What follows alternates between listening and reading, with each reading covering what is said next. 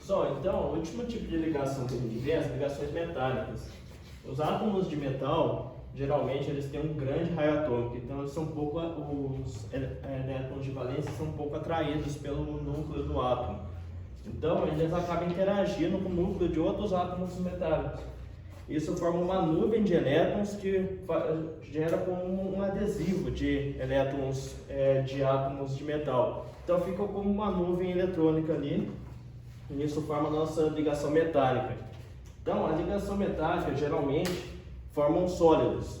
Só o mercúrio que é líquido a temperatura ambiente. Então, eu escrevi isso daqui, ó. Toda substância iônica é um sólido. Por quê?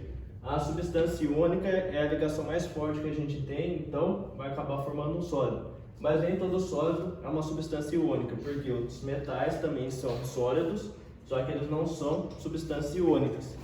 Eles são formados por nuvem de elétrons. Essa nuvem de elétrons que forma a ligação metálica.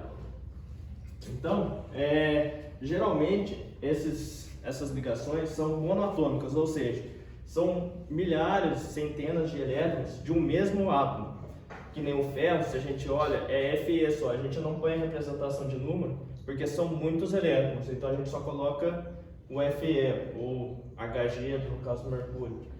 E com exceção das ligas metálicas. As ligas metálicas a gente faz para conseguir algumas características que a gente precisa. No caso, o ouro, quando a gente vê ouro 18 quilates, é 18 24 avos de ouro naquela liga, ou seja, 75% de ouro. O resto é prata e cobre. O que muda do ouro branco para o ouro rosado é essa composição aqui, ó. A gente tem 75% de ouro, só que os outros 25% é de outros metais. E o aço é o ferro com carbono, porque o ferro ele enferruja muito fácil. Então, para a gente acabar com isso, a gente mistura um pouco de carbono nele, geralmente 1,5%, e a gente forma o aço, muito mais resistente à ferrugem. E uma das características dos metais é o que? Alta condutividade elétrica, tanto é que eles são usados para fazer fio. Alta condutividade térmica. Se você colocar uma colher no fogo, você vai ver que, por mais que você não esteja com a mão diretamente no fogo, você vai se queimar, porque o ferro ele vai conduzir o calor. Tem alto ponto de fusão e ebulição, porque eles são sólidos na temperatura ambiente. Tem um brilho.